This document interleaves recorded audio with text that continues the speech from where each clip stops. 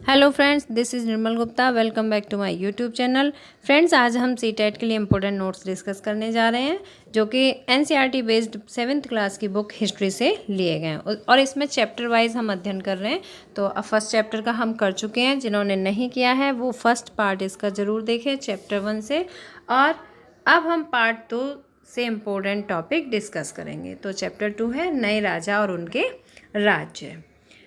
इस चैप्टर में हम 7वीं से 12वीं शताब्दी तक के जो भी राजवंशों का उदय हुआ उनका हम अध्ययन करेंगे, जो सीटेट के पर्पज़ से बहुत ही इम्पोर्टेंट है। फ्रेंड्स, यहाँ हमें एक मैप दिखाई दे रहा है और मैप में हमें दिखाई दे रहा है कि ये गंगा नदी का क्षेत्र है और यहाँ पर एक कन्नौज राज्य है। ये कन्नौज राज्य ऐसा राज्य था जिस पर के 3 राज्य राष्ट्रकूट, पाल और गुर्जर प्रतिहार, ये तीनों इस कन्नौज क्षेत्र पर अपना अधिकार करना चाहते थे और अधिकार करने के लिए ये हमेशा संघर्षरत भी रहे, हमेशा आपस में झगड़ा करते रहे। और ये जो कन्नौज राज्य है इस पर अधिकार करने की वजह से, क्योंकि ये 3 राज्य थे, तो ये तीनों ही त्रिपक्षीय संघर्ष कहलाया। इस जो संघर्ष को त्रिपक्षीय संघर्ष का नाम दिया गया। और इसमें हमें यहाँ दिखाई दे रहा है ये परिवर्तनशील सीमाएं हैं। इन्होंने जो सीमाएं बढ़ी थी वही सीमा यहाँ परिवर्तनशील सीमा के नाम से। और ये जो कन्नौज राज्य था ये गंगा घाटी के क्षेत्र में स्थित है। आगे बढ़ते हैं। नए राजवंशों का उदय। 7वीं सदी आते आते उपमहाद्वीपों के विभिन्न भागों में बड़े भूस्वामी और योद्धा सरदार अस्तित्व में आ चुके थे। कौन अस्तित्व में आ चुके थे? भूस्वामी और योद्धा सरदार। राजा लोग प्राय उन्हें अपने मातहत या सामंत के रूप में मान्यता देते थे। क्या मानते थे? उन्हें अपना सामंत मानते थे या मातहत मानते थे। उनसे उम्मीद की जाती थी कि वे राजा या स्वामी के लिए उपहार लाएं। क्या उम्मीद की जाती थी? राजा या स्वामी के लिए उपहार लाएं, उनके दरबार में हाजिरी लगाएं और उन्हें सैन्य सहायता प्रदान करें जो उनकी शरण में होते थे। और जो भी योद्धा सरदार जो उनके अस्तित्व में आ गए थे वे उनसे ऐसी उम्मीद रखते थे कि वो उनके लिए उपहार लाएं। फ्रेंड्स, इस तरह से क्वेश्चन बन जाता है कि 4 ऑप्शन दे दिए जाते हैं कि उनसे क्या अपेक्षाएं रखी जाती थी। तो पहला तो ये हो गया उपहार लाएं, दूसरा हो गया उन्हें सैन्य सहायता प्रदान करें और उनके दरबार में हाजिरी लगाएं, मीन्स हमेशा उपस्थित रहें। और इस तरह से 4 ऑप्शन दे दिए जाते हैं। तो ये इंपॉर्टेंट क्वेश्चन बनता है यहाँ से। अधिक सत्ता और संपदा हासिल करने पर सामंत अपने आप को महासामंत या महामंडलेश्वर पूरे मंडल का महान स्वामी इत्यादि घोषित कर देते थे। तो ये जो सामंत होते थे, जब इनके पास बहुत अपार संपदा मीन्स प्रॉपर्टी बहुत हो जाती थी, तो ये अपने आप को महामंडलेश्वर कह देते थे। और महामंडलेश्वर का मतलब होता है पूरे मंडल का महान स्वामी इत्यादि घोषित कर देते थे। कभी कभी वे अपने स्वामी के आधिपत्य से स्वतंत्र हो जाने का दावा भी करते थे। ये एक बार एग्जाम में पूछा गया था कि वे अपने स्वामी के आधिपत्य से स्वतंत्र होने का दावा क्यों करते थे। तो कभी कभी वो संघर्षरत हो जाते थे और स्वतंत्र होने के लिए दावा भी करने लग जाते थे। इस तरह का एक उदाहरण दक्कन में राष्ट्रकूटों का था। कहाँ पर था? दक्कन में राष्ट्रकूटों का था। शुरुआत में वे राष्ट्रकूट, जो दक्कन क्षेत्र था यहाँ पे किसका शासन था? राष्ट्रकूटों का था। शुरुआत में वे कर्नाटक के चालुक्य, और चालुक्य जो थे इनका क्षेत्र कहाँ पे था? कर्नाटक में। राजाओं के अधीनस्थ थे, मीन्स ये जो शुरू में चालुक्य राजाओं के अधीन थे। 8वीं सदी के मध्य में एक राष्ट्रकूट प्रधान दंतिदुर्ग ने, ये दंतिदुर्ग यहाँ से मोस्ट इंपोर्टेंट बनता है क्वेश्चन, दंतिदुर्ग ने अपने चालुक्य स्वामी की अधीनता से इनकार कर दिया था और उसे हराया था। और हिरण्यगर्भ का मतलब है, शाब्दिक अर्थ होता है इसका सोने का गर्भ। ये क्वेश्चन पूछा जा चुका है कि हिरण्यगर्भ का शाब्दिक अर्थ क्या है। नामक एक अनुष्ठान किया था। जब यह अनुष्ठान ब्राह्मणों की सहायता से संपन्न किया जाता था तो यह माना जाता था कि इससे याजक जन्म न क्षत्रिय न होते हुए भी क्षत्रिय के रूप में दोबारा क्षत्रियत्व प्राप्त कर लेगा। अर्थात यहाँ से क्वेश्चन इस तरह से बन सकता है कि वो उस अनुष्ठान का क्या नाम है जिसे करने से जो जन्ना व्यक्ति है अगर वो क्षत्रिय ना ही भी हो फिर भी उसे क्षत्रिय माना जाएगा। तो उस यज्ञ का नाम क्या है? तो उसका नाम है हिरण्यगर्भ अनुष्ठान। आगे चलते हैं। कुछ अन्य उदाहरणों में उद्यमी परिवार के पुरुषों ने अपने राजशाही कायम करने के लिए सैन्य कौशल का इस्तेमाल किया। मिसाल के तौर पर कदम, मयूर, शर्मण। यहाँ पे ये 3 नाम दिए जाते हैं, ये मोस्ट इम्पोर्टेंट है।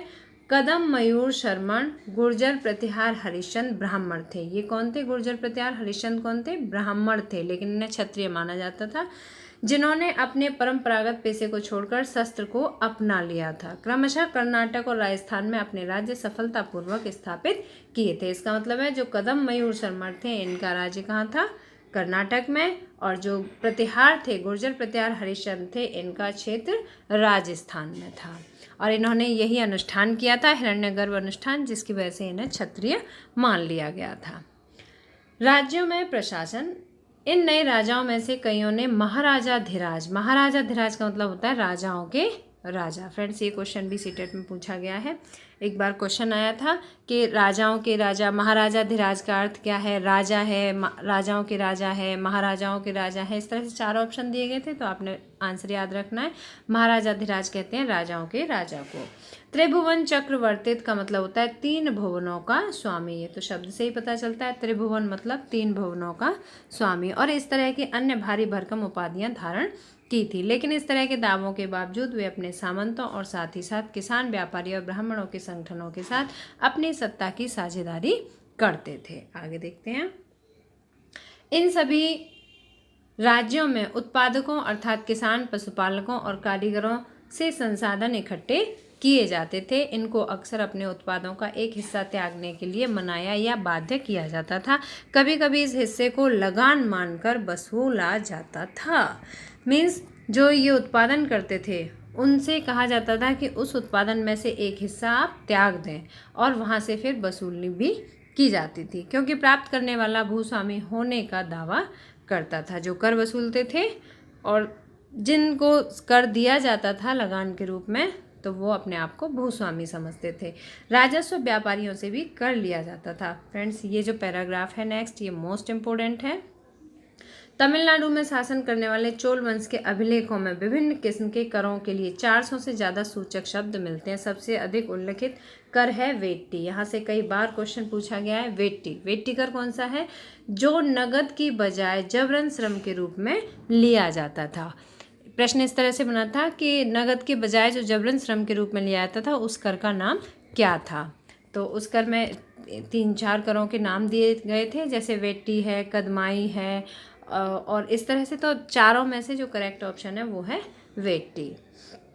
वेट्टी यानी जबरन श्रम, और कदमाई यानी कि भू राजस्व। कदमाई का मतलब होता है भू राजस्व, और वेट्टी का मतलब होता है नगद के बजाय जबरन श्रम के रूप में लिए जाने वाला कर। मकान पर छाजन डालने के लिए लगाने वाला कर, खजूर या ताड़ के पेड़ पर चढ़ने के लिए सीढ़ी के इस्तेमाल पर लगने वाला कर, पारिवारिक संपत्ति का उत्तराधिकार हासिल करने के लिए लगने वाला कर इत्यादि का भी उल्लेख मिलता है। क्या आज इनमें से कोई कर वसूले जाते हैं? नहीं वसूले जाते। और ये हम कहाँ का पढ़ रहे हैं? ये तमिलनाडु का पढ़ा है हमने, और चोल वंश के कर पढ़े हैं। तो ये हमें याद रखना है कि जो 2 कर के नाम दिए गए थे, वेट्टी और कदमाई, और इसके अलावा सीढ़ी पर चढ़ने वाला कर या पारिवारिक संपत्ति उत्तराधिकार हासिल करने पर भी लगने वाला कर, ये किस वंश के थे? ये हमने अभी चोल वंश पढ़ा है। और चोल वंश का शासन कहाँ पर था? तमिलनाडु में। ये संसाधन राजा की व्यवस्था के वित्तीय आधार बनते थे। मीन्स राजा की जो राजकोष की जो इनकम थी वो कहाँ से थी? इन करों से ही थी। साथ ही मंदिरों और दुर्गों के निर्माण में भी इस्तेमाल होते थे। जो कर आता था उन्हीं करों से मंदिरों का और दुर्गों का निर्माण किया जाता था। संसाधन उन युद्धों को लड़ने में भी इस्तेमाल होते थे जिनसे लूट की शक्ल में धन मिलने की तथा जमीन और व्यापारिक मार्गों के प्रयोग की संभावनाएं बनती थी। यहाँ से हम और आगे बढ़ते हैं। राजस्व वसूली के लिए पदाधिकारियों की नियुक्ति सामान्यतः प्रभावशाली परिवारों के बीच से ही की जाती थी।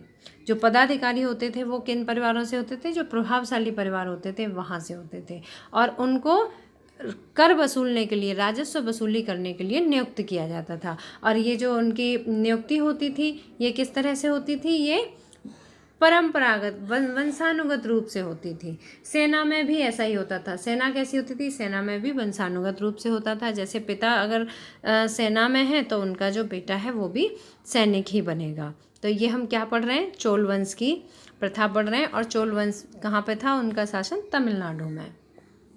कई बार राजा के निकट संबंधी ही इन ओहदों पर होते थे। ओहदे मीन्स होता है पद। प्रशस्तियाँ और भूमि अनुदान, प्रशस्तियाँ और भूमि अनुदान। प्रशस्तियों में ऐसे ब्यौरे होते थे, एक बार प्रशस्ति के बारे में भी क्वेश्चन पूछा जा चुका है। ऐसे ब्यौरे होते थे जो शब्दशः सत्य नहीं भी हो सकते थे। ये जो कई ऑप्शन आते हैं कि ये सत्य है, ये अर्ध सत्य है, ये सत्य नहीं है, या ये असत्य है, तो उन चारों में से एक ऑप्शन को टिक करना होता है। तो वहाँ पे ये क्वेश्चन पूछा गया था कि प्रशस्तियाँ जो होती हैं, क्या उनमें सर्वथा सत्य बातें होती हैं जो शब्द से सत्य नहीं भी हो सकती हैं, लेकिन ये प्रशस्तियाँ हमें बताती हैं कि शासक खुद को कैसा दर्शाना चाहते थे। मिसाल के लिए शूरवीर, विजयी योद्धा के रूप में जो भी शासक होते थे वो अपने आप को शूरवीर या योद्धा के रूप में दिखाना चाहते थे। ये विद्वान ब्राह्मणों द्वारा रची गई थी जो अक्सर प्रशासन में मदद करते थे। जो ये प्रशस्तियाँ होती थी ये किनके द्वारा लिखी गई थी, ब्राह्मणों के द्वारा रची गई थी। नेक्स्ट बढ़ते हैं हम कि नागभट्ट की उपलब्धियाँ। कई शासकों ने प्रशस्तियों में अपनी उपलब्धियों का बखान किया है। आपने पिछले साल गुप्त शासक समुद्रगुप्त की प्रशस्ति के बारे में भी पढ़ा होगा। समुद्रगुप्त की जो प्रशस्ति थी वो किसने लिखी थी, कवि हरिसेन ने लिखी थी, जो कि इलाहाबाद में आज भी है। संस्कृत में लिखी गई ग्वालियर मध्य प्रदेश में पाई गई एक प्रशस्ति में प्रतिहार नरेश नागभट्ट के कामों का वर्णन इस प्रकार किया गया है। अब यहाँ पे हमें ये इम्पोर्टेंट टॉपिक मिलता है कि जो प्रतिहार नरेश नागभट्ट, यहाँ पे क्वेश्चन बनते हैं कि इनकी जो प्रशस्ति है वो कहाँ मिली है। पहली बात, वो ग्वालियर मध्य प्रदेश में मिली है। दूसरा, ये किस भाषा में लिखी गई है, ये संस्कृत भाषा में लिखी गई है। और इसका लेख है आंध्र सैंधव विदर्भ। विदर्भ का मतलब होता है महाराष्ट्र का एक हिस्सा। फ्रेंड्स, जो इस तरह से शब्दों के अर्थ दिए गए हैं उन्हें बहुत ध्यान से पढ़ना है, वहाँ से क्वेश्चन जरूर बनते हैं। सैंधव को ही सिंध कहा जाता है। विदर्भ का मतलब है महाराष्ट्र का एक हिस्सा। और कलिंग आज कहाँ पर है, उड़ीसा का एक हिस्सा है। के राजा उनके आगे तभी धराशायी हो गए जब वे राजकुमार थे। ये क्या है, ये एक प्रशस्ति पर लिखा गया लेख है। और यह भी हमने पढ़ा था कि जो प्रशस्तियाँ होती हैं वे शब्दशः सत्य नहीं होती हैं। मीन्स जो इसमें लिखा गया होता है वो सारी बातें सर्वथा सत्य नहीं होती हैं। उन्होंने कन्नौज के शासक चक्रयुद्ध को विजित किया था। किसको विजित किया था, चक्रयुद्ध को। और ये कहाँ के शासक थे, ये कन्नौज के शासक थे। उन्होंने बंगाल का हिस्सा, अनर्थ कहाँ पर है, गुजरात का एक हिस्सा है। मालवा मध्य प्रदेश का हिस्सा। किरात मतलब वनवासी। तुर्क वत्स्य मत्स्य दोनों उत्तर भारत के राज्य राजाओं को पराजित किया था। फ्रेंड्स, अब हम आगे चलते हैं। राजा लोग प्राय ब्राह्मणों को भूमि अनुदान से पुरस्कृत करते थे। ये ताम्र पत्रों पर अभिलिखित होते थे। मीन्स जो भी लिखा जाता था वो किस पर लिखा जाता था, ताम्र पत्तों पर लिखा जाता था, जो भूमि पाने वाले को दिए जाते थे। और यहाँ आप देख सकते हैं ये ताम्रपत्र की दिखाया गया है फोटो। यह थोड़ा संस्कृत और थोड़ा तमिल में लिखा गया है। ये ताम्रपत्रों का एक संग्रह है। ये कीरिंग की तरह आपको दिखाई दे रहा है और इससे जो है पता चलता है कि ये एक संग्रह है। यहाँ से तमिल में लिखा गया है। ये किस भाषा में है, संस्कृत और तमिल में। ताम्रपत्रों का एक संग्रह है जिसमें 9वीं सदी के एक शासक के द्वारा दिए गए भूमि अनुदान का उल्लेख किया गया है। तो फ्रेंड्स, इस तरह से पूछा जा सकता है कि जो शासकों के द्वारा भूमि अनुदान में दी जाती थी उनका वर्णन कहाँ मिलता है हमें, तो उसका करेक्ट आंसर होगा ताम्रपत्रों पर। जिन कड़ियों से ये पत्र जुड़े हैं उन पर राजसी मोहर लगी हुई है। ये जो कड़ी है जिससे ये जुड़ा हुआ है इस पर एक राजसी मोहर लगी हुई है, जो यह बतलाने के लिए है कि यह एक प्रमाणिक दस्तावेज है। आगे बढ़ते हैं। भूमि के साथ क्या क्या दिया जाता था। अभी तक हमने पढ़ा था कि भूमि दान में दी जाती थी और उसे ताम्रपत्रों पर लिखा जाता था। अब पढ़ेंगे कि भूमि के साथ और क्या क्या चीज़ें दान में दी जाती थी। यह चोलों के द्वारा दिए गए एक भूमि अनुदान के लिए तमिल भाग का ही एक अंश है। फ्रेंड्स, मैं समझती हूँ कि वीडियो बहुत बड़ा हो गया है, लेकिन वीडियो को छोड़ना नहीं है। चैप्टर के लास्ट तक हमें पढ़ना है क्योंकि इसकी एक एक लाइन से हमें क्वेश्चन मिल रहे हैं और सारे क्वेश्चन सीटेट के पर्पज़ से बहुत ही इम्पोर्टेंट हैं। हमने मिट्टी की मेड़ें बनाकर साथ ही कांटेदार झाड़ियाँ लगाकर भूमि की सीमाओं को चिन्हित कर दिया। इस भूमि पर ये चीज़ें, अब भूमि पर क्या क्या चीज़ें थी? फलदार वृक्ष, पानी, भूमि, बगीचे और फलोद्यान, पेड़, कुएं, खुली जगह, चारागाह, एक गांव, बावी, चबूतरे, नहरें, खाइयाँ, नदियाँ, दलदली जमीन, हौज, अन्नागार, मछलियों के तालाब, मधुमक्खियों के छत्ते और गहरी झीलें, ये सभी भी उस भूमि के साथ में दी जाती थी। जिसे यह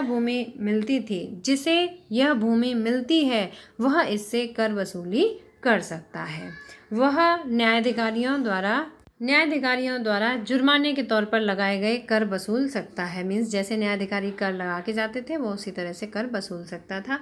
पान के पत्तों पर लगने वाला कर, बुने हुए कपड़ों पर लगने वाला कर, साथ ही साथ वाहनों पर लगने वाला कर वसूल सकता है। वह पक्की ईंटों के ऊपर के बने ऊपरी माले पर बड़े कमरे बनवा सकता है, बड़े और छोटे कुएं खुदवा सकता है, पेड़ और कांटेदार झाड़ियां लगवा सकता है। मीन्स उसको ये अधिकार दिए गए थे कि वो ये कार्य भी कर सकता है। जरूरी हो तो सिंचाई के लिए एक नहर भी बनवा सकता है। उसे यह सुनिश्चित करना चाहिए कि पानी बर्बाद ना हो और तटबंधों का निर्माण हो। लेख में सिंचाई के जितने संभव स्रोतों का उल्लेख है। मीन्स इसमें बहुत सारे स्रोतों का उल्लेख किया गया है। अब हम आगे बढ़ते हैं। 12वीं शताब्दी में फ्रेंड्स हम जो लाइन छोड़ते जा रहे हैं वो इम्पोर्टेंट नहीं है, उन्हें पढ़ने की ज़रूरत नहीं है क्योंकि हम तो सिर्फ सीटेट के पर्पज़ से पढ़ रहे हैं। आगे बढ़ते हैं। 12वीं शताब्दी में एक बृहद संस्कृत काव्य भी रचा गया था। फ्रेंड्स ये मोस्ट इम्पोर्टेंट है। यहाँ से एक संस्कृत काव्य, इसकी रचना कब की गई थी? 12वीं शताब्दी में की गई थी, जिसे कश्मीर पर शासन करने वाले राजाओं का इतिहास दर्ज है। और उस काव्य में क्या लिखा गया है? जिन शासकों ने कश्मीर पर शासन किया था उनका इतिहास है। इसे कल्हड़ नामक एक रचनाकार द्वारा रचा गया था। और इसे किसने रचा था? इस काव्य की रचना किसने की थी? कल्हड़ नामक एक रचनाकार ने की थी। कल्हड़ ने अपना वृत्तांत लिखने के लिए शिलालेखों, दस्तावेजों, प्रत्यक्षदर्शियों के वर्णनों और पहले के इतिहासों समेत अनेक तरह के स्रोतों का इस्तेमाल किया है। इसने जो भी काव्य लिखा है उसके स्रोत क्या क्या हैं ये हमें ध्यान रखना है कि दस्तावेज हैं, प्रत्यक्षदर्शियों के वर्णन हैं और शिलालेख हैं। जहाँ से जो वर्णन मिलता है इन्होंने उसी वर्णन से लिए गई बातों का एक कलेक्शन किया और उसी से इस काव्य रचना की निर्माण की है। पहले के इतिहासों समेत अनेक तरह के स्रोतों का इस्तेमाल किया है। प्रशस्तियों के लेखकों से भिन्न वह अक्सर शासकों और उनकी नीतियों के बारे में आलोचनात्मक रुख दिखलाता है। ये ध्यान रखने योग्य बात है कि इसमें प्रशंसात्मक बातें नहीं हैं।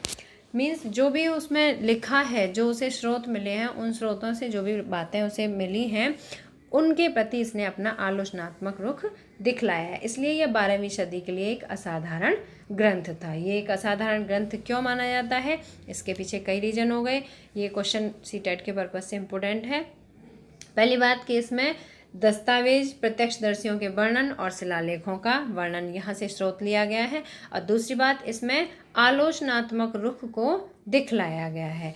अधिकांशतः जितनी भी प्रशस्तियाँ मिली हैं या ताम्रपत्रों पर जो लेख मिले हैं जो भी हैं उनमें प्रशंसाएं की जाती थी। राजा महाराजाओं की प्रशंसाएं की जाती थी। उन्हें वीर बहादुर सिद्ध कर दिया जाता था। उनके सौंदर्य का, उनकी बहादुरी का वर्णन किया जाता था। लेकिन ये एक ऐसी काव्य रचना थी जिसमें कि कल्हड़ ने आलोचनात्मक रुख अपनाया है। धन के लिए युद्ध। अब हम आगे पढ़ेंगे। आपने गौर किया होगा कि इनमें से प्रत्येक शासक राजवंश का आधार कोई क्षेत्र विशेष था, वे दूसरे क्षेत्रों पर नियंत्रण करने का प्रयास करते थे। अब हम आगे पढ़ते हैं। फ्रेंड्स ये वीडियो थोड़ा बड़ा हो जाएगा लेकिन इसे लास्ट तक ज़रूर देखिए। तो अब आगे पढ़ते हैं। एक विशेष रूप से वांछनीय क्षेत्र था गंगा घाटी में कन्नौज नगर। फ्रेंड्स हमने इसी के बारे में स्टार्टिंग में ही बातें की थी। ये कन्नौज नगर है। कन्नौज नगर के बारे में बातें की थी कि गुर्जर प्रतिहार, राष्ट्रकूट और पाल वंशों के शासक सदियों तक कन्नौज के ऊपर नियंत्रण को लेकर आपस में लड़ते रहे। यहाँ से बहुत मोस्ट इम्पोर्टेंट क्वेश्चन बनता है और यह हमें ध्यान रखना है कि ये तीन कौन कौन थे। पहला था गुर्जर प्रतिहार, राष्ट्रकूट और पाल वंश, ये तीन थे। और जबकि इसमें चोल भी दिया जाता है तो हमें ऑप्शन में अगर 4 दिन दिए हुए होंगे तो हमें करेक्ट आंसर पता करना है कि वो कौन थे, गुर्जर प्रतिहार, राष्ट्रकूट और पाल। यहाँ से मोस्ट इम्पोर्टेंट क्वेश्चन है, इसे याद रखना है। और किस नगर के ऊपर संघर्ष रहा था? कन्नौज नगर, जो कि गंगा घाटी में स्थित था। कि शासक सदियों तक कन्नौज के ऊपर नियंत्रण को लेकर आपस में लड़ते रहे। चूँकि इस लंबी चली लड़ाई में 3 पक्ष थे, इसलिए इतिहासकारों ने प्राय अपनी चर्चा त्रिपक्षीय संघर्ष के रूप में की है। त्रिपक्षीय संघर्ष में कौन कौन से 3 राज्य थे? गुर्जर प्रतिहार, राष्ट्रकूट और पाल वंश। ये तीनों आपस में कन्नौज पर अपना अधिकार स्थापित करने के लिए संघर्ष में रहे थे। आगे चलते हैं। जैसा कि हम देखेंगे, शासकों ने बड़े मंदिरों का निर्माण करवा कर भी अपनी सत्ता और संसाधनों का प्रदर्शन करने का प्रयास किया। जब वे एक दूसरे के राज्यों पर आक्रमण करते थे तो मंदिरों को भी अपना निशाना बनाते थे, जो कभी कभी बहुत अधिक संपन्न होते थे। चलो आगे बढ़ते हैं। अफगानिस्तान के गजनी का सुल्तान महमूद के बारे में तो फ्रेंड्स आप सभी को पता होगा। ऐसे शासकों में से सबसे प्रसिद्ध है। उसने 997 से 1030 तक शासन किया था। हमें इसका टाइम भी याद रखना है कि कब से कब तक उसने शासन किया है। और अपने नियंत्रण का विस्तार मध्य एशिया के भागों, ईरान और उपमहाद्वीप के उत्तर पश्चिमी हिस्से में किया था। फ्रेंड्स, एक बार यहाँ पे ये मोस्ट इम्पोर्टेंट वर्ड है, इसे पढ़ लेते हैं। सुल्तान का मतलब क्या है और सुल्तान किस भाषा का शब्द है? सुल्तान अरबी भाषा का शब्द है, जिसका मतलब होता है शासक। हमें ये याद रखना है। सुल्तान किस भाषा का शब्द है? सुल्तान अरबी भाषा का शब्द है। आगे चलते हैं। अफगानिस्तान अपने नियंत्रण का विस्तार मध्य एशिया के भागों, ईरान और उपमहाद्वीप के उत्तर पश्चिमी हिस्से तक किया था।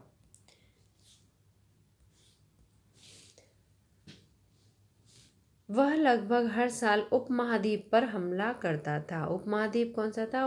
भारत उपमहाद्वीप। इस पर हर साल हमला करता था। उसका निशाना क्या होता था? संपन्न मंदिर, जिसमें गुजरात का सोमनाथ मंदिर। फ्रेंड्स, आप सभी को याद होगा कि सोमनाथ मंदिर पर उसने कितनी बार आक्रमण किया था। यहाँ से सारा धन उठा के ले गया था, वो इवन मूर्तियाँ तक उठा कर ले गया था। महमूद जो धन उठा ले गया था, उसका बहुत बड़ा हिस्सा गजनी में एक वैभवशाली राजधानी के निर्माण में खर्च हुआ। और यहाँ से जो वो पैसा लेके गया था सोमनाथ के मंदिर से, उस लूट के रुपए से उसने अपनी राजधानी के निर्माण में उसे खर्च कर दिया। नेक्स्ट देखते हैं। सुल्तान महमूद अपने द्वारा जीते गए लोगों के बारे में भी कई बातें जानता था और उसने अल बरूनी का नाम याद रखना है आपने। ये किसके समय का था? महमूद के समय का। पूछा जाता है कि अल बरूनी किसके राज्य में था या किसके शासनकाल में था, तो वो महमूद के शासनकाल में था। सुल्तान महमूद अल बरूनी नामक एक विद्वान को इस उपमहाद्वीप का लेखा जोखा लिखने का काम सौंपा था। अरबी में लिखी गई उसकी कृति किताब अल हिंद। यहाँ से कितने इम्पोर्टेंट क्वेश्चन बन रहे हैं कि वो किस भाषा में लिखी गई थी? अरबी भाषा में लिखी गई थी। और उस पुस्तक का नाम क्या था? किताब अल हिंद था। किसने लिखी थी? अल बरूनी ने लिखी थी। उसमें क्या लिखा था? उपमहाद्वीप का लेखा जोखा लिखा था। आज भी इतिहासकारों के लिए एक महत्वपूर्ण स्रोत है। ये किसने लिखी थी? अल बरूनी ने। अल बरूनी किसके समय में था? सुल्तान महमूद के समय में। अल बरूनी ने इसे तैयार करने के लिए संस्कृत के विद्वानों से परामर्श लिया था। और किससे परामर्श लिया था? संस्कृत के विद्वानों से। फ्रेंड्स, हम देख रहे हैं कि हर लाइन से एक इम्पोर्टेंट क्वेश्चन बन रहा है, इसलिए बहुत ध्यान से पढ़ना है। युद्ध करने वाले दूसरे राजाओं में चाहमान भी थे, जो बाद में चौहान के रूप में जाने गए। जो चाहमान राजा थे उन्हें बाद में क्या कहा गया? चौहान कहा गया। वे दिल्ली और अजमेर के आसपास के क्षेत्र पर शासन करते थे। उन्होंने पश्चिम और पूर्व की ओर अपने नियंत्रण क्षेत्र का विस्तार करना चाहा, जहां उन्हें गुजरात के चालुक्यों और पश्चिमी उत्तर प्रदेश के गढ़वालों से टक्कर लेनी पड़ी। चाहमानों का सबसे प्रसिद्ध शासक था पृथ्वीराज तृतीय। ये हमें याद रखना है कि चाहमानों का सबसे प्रसिद्ध शासक कौन था? पृथ्वीराज तृतीय था। और इसका शासन था 1168 से 1192, जिसने सुल्तान मोहम्मद गौरी नामक अफगान को 1191 में हराया था। फ्रेंड्स, ये बहुत इंपॉर्टेंट है। 1191 में तराइन का युद्ध हुआ था, जिसमें पृथ्वीराज चौहान ने मोहम्मद गौरी को हरा दिया था। लेकिन दूसरे ही साल 1192 में उसके हाथों हार गया। पहले साल उसे हरा दिया था और फिर दूसरे साल जब वो अपनी एक विशाल सेना लेकर आया तो 1192 में उसके हाथों ही हार गया था। अब हम आगे पढ़ेंगे चोल राज्य के बारे में। चोल राज्य, ठीक है। चोल राज्य देखिए फ्रेंड्स, यहाँ दक्षिण में दिया हुआ है चोल राज्य और ये परिवर्तनशील सीमाएं दी हुई हैं। कलिंग दिखाया गया है इसमें, और भी बहुत सारे राज्य हैं, उरई, मदुराई, पोडियन, तंजावुर, गंगईकोट, चोलपुरम, इन सभी के बारे में अब हम पढ़ेंगे। चोल राज्य और उसके पड़ोसी राज्य उरैयूर से तंजावुर तक। अब हम पढ़ेंगे कि चोल राज्य सत्ता में कैसे आया था। कावेरी डेल्टा में मुट्टरयार नाम से प्रसिद्ध एक छोटे से मुखिया परिवार की सत्ता थी। परिवार का नाम हमें याद रखना है, मुट्टरयार। वे कांचीपुरम के पल्लव राजाओं के मातहत थे। किसके थे मातहत? वो पल्लव राजाओं के। उरैयार से चोल वंश प्राचीन मुखिया परिवार के विजयालय ने 9वीं सदी में मुख्य में मुट्टरयारों को हराकर इस डेल्टा पर कब्जा जमाया था। फ्रेंड्स, यहाँ से ये इम्पोर्टेंट टॉपिक है कि किसने हराया था मुट्टरयारों को? विजयालय ने। और ये कौन थे? ये चोल वंश के शासक थे। तो चोल वंश के मुखिया थे, तो यहीं से जब मुट्टरयारों को हरा दिया था तो यहीं से चोल वंश की स्थापना हो गई थी। और मीन्स चोल वंश जो था सत्ता में आ गया था। चोल वंश तो पहले से ही था लेकिन वो सत्ता में आ गया था। विजयालय के उत्तराधिकारियों ने पड़ोसी इलाकों को जीता और उसका राज्य अपने क्षेत्रफल, शक्ति और दोनों रूपों में बढ़ता गया। दक्षिण और उत्तर के पांड्यन, पल्लव के इलाके इस राज्य का हिस्सा बना लिए गए। हमने देखा था अभी कि जो दक्षिण दिशा में ही था चोल राज्य, तो चोल वंश जो था उन्होंने अपने राज्य की स्थापना दक्षिण दिशा में ही की थी। तो वहाँ पर वो दक्षिण और उत्तर के पांड्यन में भी और पल्लव के इलाके भी अपने राज्य का हिस्सा बना लिए थे। राजराज प्रथम, फ्रेंड्स ये मोस्ट इम्पोर्टेंट टॉपिक है।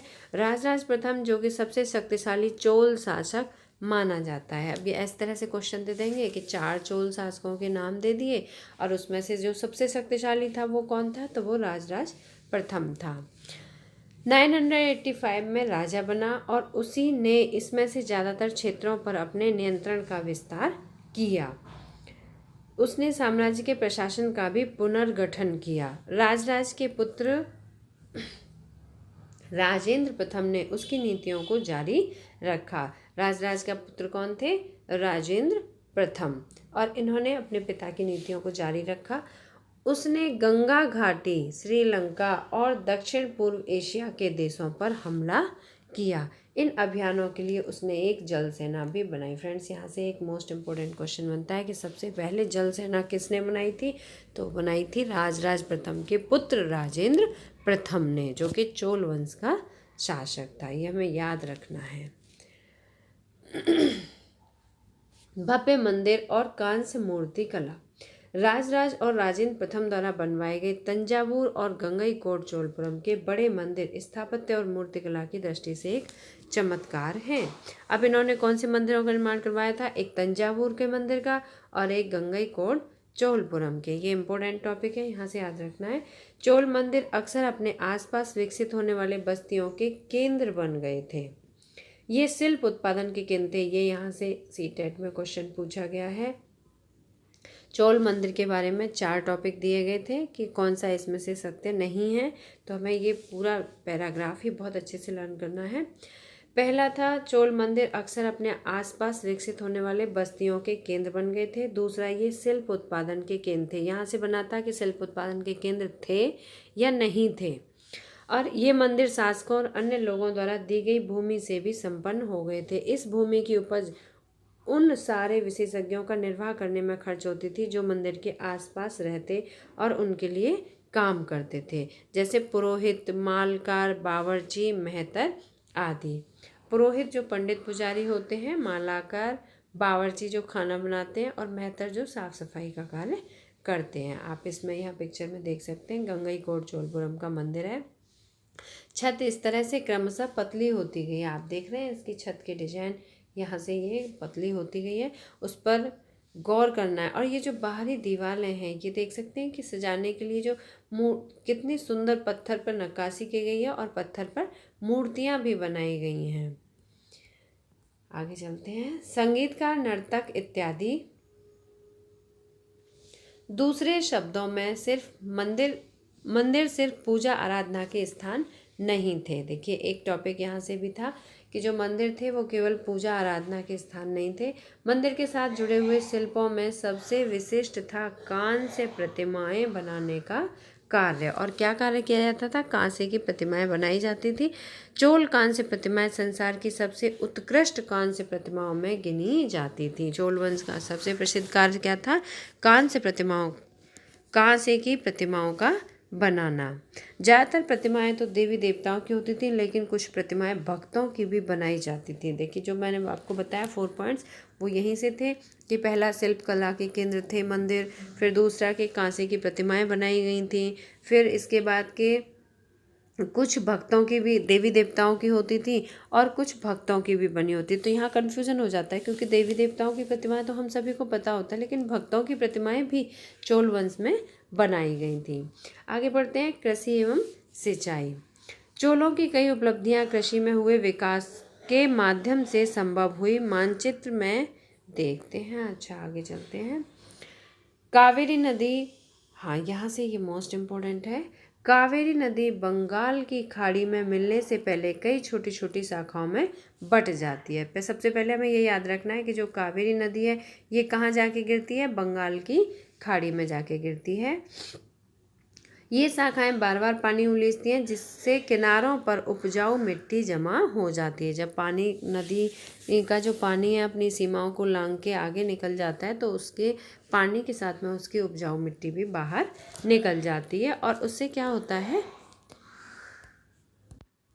हाँ, जिससे किनारों पर उपजाऊ मिट्टी जमा हो जाती और शाखाओं का पानी कृषि, विशेषतः चावल की कृषि के लिए आवश्यक आर्द्रता भी मुहैया करता था। यहाँ पे ये भी इम्पोर्टेंट टॉपिक है कि किसकी कृषि होती थी? कावेरी नदी के किनारे जो किसकी कृषि होती है? तो चावल की कृषि होती है। आगे बढ़ते हैं।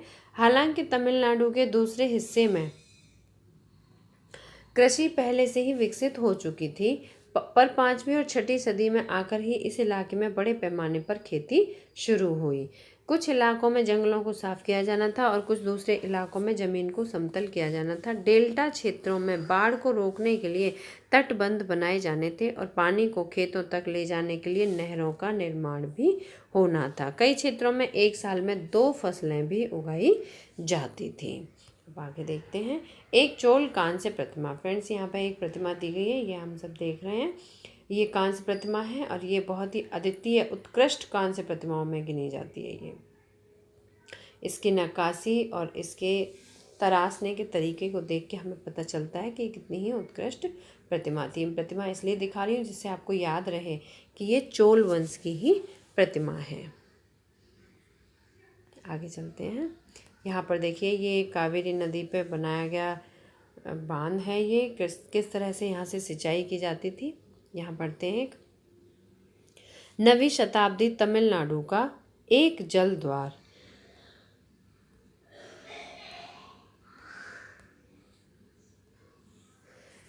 तमिलनाडु का एक जल द्वार हौज से नदी की शाखाओं में पानी के प्रवाह को इसके जरिए से नियंत्रित किया जाता था। इस पानी से खेत सींचे जाते थे।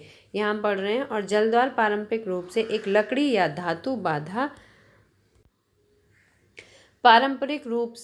लकड़ी या धातु बाधा है जो आमतौर पर पानी के स्तर को नियंत्रित और नदियों और नहरों में दर प्रवाह को संचालित करता है। फ्रेंड्स यहाँ पे ये पिक्चर में दिखाई दे ही रहा है कि नदी में किस तरह से ये जल द्वार बनाया गया था। ठीक है, आगे बढ़ते हैं। कई जगहों पर फसलों की सिंचाई कृत्रिम रूप से भी कराई जाती थी। सिंचाई के लिए कई पद्धतियां भी अपनाई जाती थी। अब हमें ये पद्धतियां भी याद रखनी है। कुछ इलाकों में कुएं खोदे गए, कुछ अन्य जगहों में बारिश के पानी को इकट्ठा करने के लिए विशाल सरोवर बनाए गए। स्मरण रहे कि सिंचाई के काम में योजना की जरूरत होती है, जैसे श्रम और संसाधनों को व्यवस्थित करना, इन कामों की देखरेख करना और ये तय करना कि पानी का बंटवारा कैसे किया जाए। ज़्यादातर नए शासक साथ ही साथ गांव में रहने वाले लोगों ने इन गतिविधियों में सक्रिय रूप से दिलचस्पी दिखाई थी। अब हम आगे चलते हैं। साम्राज्य का प्रशासन। प्रशासन किस प्रकार संगठित था? किसानों की बस्तियां जो कि उर कहलाती थी, ये मोस्ट इम्पोर्टेंट है, यहाँ से कई बार पूछा गया है कि किस राजवंश में बस्तियों को उर कहा जाता था। तो उर कहलाती थी। सिंचित खेती के साथ बहुत ही समृद्ध हो गई थी। इस तरह के गांव के समूह को नाडू कहा जाता है, ये मोस्ट इम्पोर्टेंट है। ये हम किस वंश के बारे में पढ़ रहे हैं? चोल वंश के बारे में पढ़ रहे हैं। यहाँ पर किसानों की बस्तियों को क्या कहा जाता है? उर, और गांव के समूह को क्या कहा जाता है? नाडू। ये याद रखना है। ग्राम परिषद और नाडू न्याय करने और कर वसूलने जैसे कई प्रशासकीय कार्य भी किया करते थे। वेल्लाल जाति, यहाँ से देखिए मोस्ट इम्पोर्टेंट क्वेश्चन बन रहा है इस चैप्टर से। वेल्लाल जाति के धनी किसानों को केंद्रीय चोल सरकार की देखरेख में नाडू के कामकाज में अच्छा खासा नियंत्रण हासिल था। अभी हमने पढ़ा था नाडू कौन थे? गांव के समूह को नाडू कहते थे और किसानों की बस्तियों को उर कहते थे।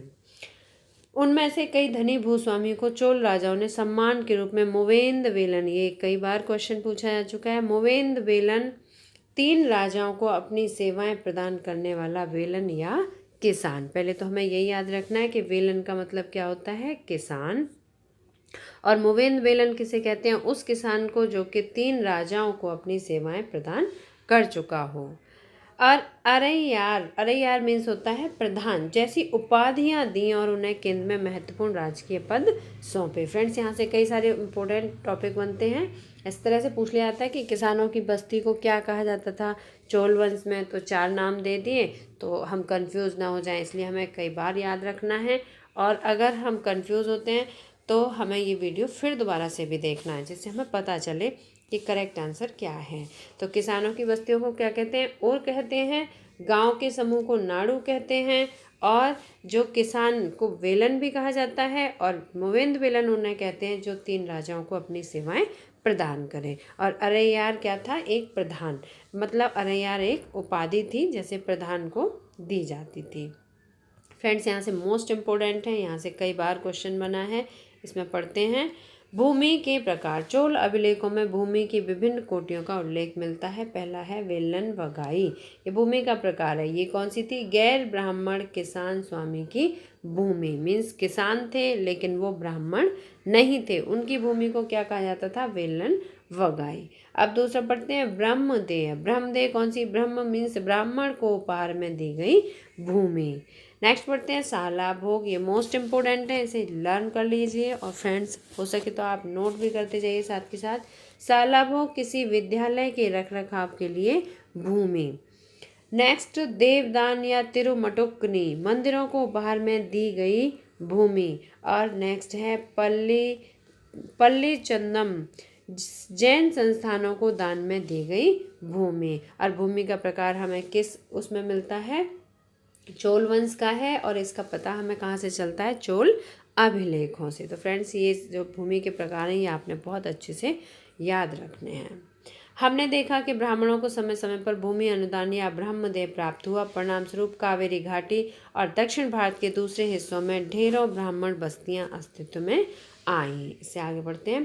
प्रत्येक ब्रह्मदेह की देखरेख के लिए प्रमुख ब्राह्मण भूस्वामियों की एक सभा द्वारा की जाती थी। ये सभाएं बहुत कुशलतापूर्वक काम करती थी। इनके निर्णय शिलालेखों में प्राय मंदिरों की पत्थर की दीवारों ब्यौरेवार दर्ज किए जाते थे। अब फ्रेंड्स देखिए, यहाँ पे ये मोस्ट इम्पोर्टेंट बात है कि शिलालेखों में प्राय मंदिर की पत्थर की दीवारों पर, शिलालेख मीन्स क्या होता है? शिला पत्थर होता है, पत्थर पे जो लेख लिखा जाता है, तो वो पत्थर कौन से छांटे गए थे लिखने के लिए? मंदिरों के पत्थर की दीवारों पर ब्यौरेवार दर्ज किए जाते थे। अब यहाँ से देखते हैं नगरम के नाम से ज्ञात व्यापारियों के संघ। यहाँ से क्वेश्चन पूछा जा चुका है कि व्यापारियों के संघ को क्या कहा जाता था? तो उन्हें नगरम कहा जाता था। भी अक्सर शहरों में प्रशासनिक कार्य संपादित करते थे। तमिलनाडु के चिंगलपुट जिले में उत्तर मेरूर से प्राप्त अभिलेखों में इस बात का सविस्तार वर्णन है कि ब्राह्मणों की सभा का संगठन कैसा था।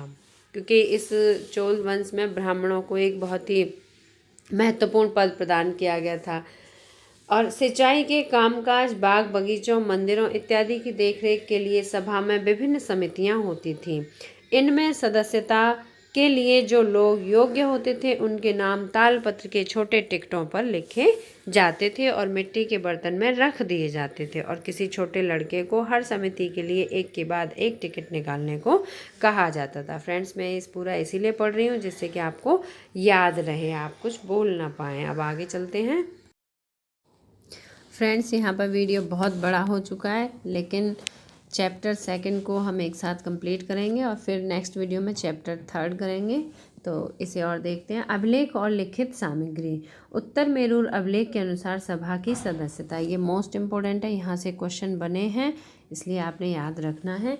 सभा की सदस्यता के लिए इच्छुक लोगों को ऐसी भूमि का स्वामी होना चाहिए जहाँ से भू राजस्व वसूला जाता था। फ्रेंड्स, मैं आपको एक ट्रिक वाली बात बताती हूँ कि जो भी कोटेड वर्ड होते हैं या जो पैराग्राफ में दिए हुए हैं या जो साइड से दी हुई लाइनें होती हैं, वहाँ से क्वेश्चन ज़रूर पूछा जाता है, इसलिए उसे याद रखना है। और कुछ वर्ड जैसे अभी हमने पढ़ा था, और था, नगरम था, औरैया, ये सभी जो वर्ड हैं ये हमें याद रखना है। इनकी टर्म्स, जो शब्द हैं, इनका अर्थ पूरी तरह से याद रखना है।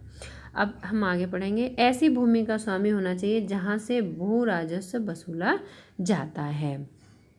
उनके पास अपना घर होना चाहिए। ये देखिए, शर्तें थी सभा में सदस्य बनने के लिए, ये शर्तें थी कि उसे भूमि का स्वामी होना चाहिए जहाँ से भू राजस्व वसूला जाता हो। दूसरी थी कि उनके पास अपना घर होना चाहिए।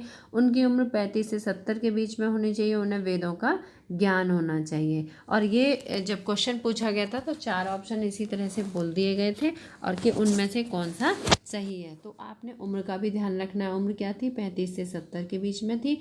और वेदों का ज्ञान होना चाहिए। उन्हें प्रशासनिक मामलों की अच्छी जानकारी होनी चाहिए और ईमानदार होना चाहिए। यदि कोई पिछले 3 सालों में किसी समिति का सदस्य रहा है तो वह किसी और समिति का सदस्य नहीं बन सकता। फ्रेंड्स, ये सभी शर्तें आपने याद रखनी है।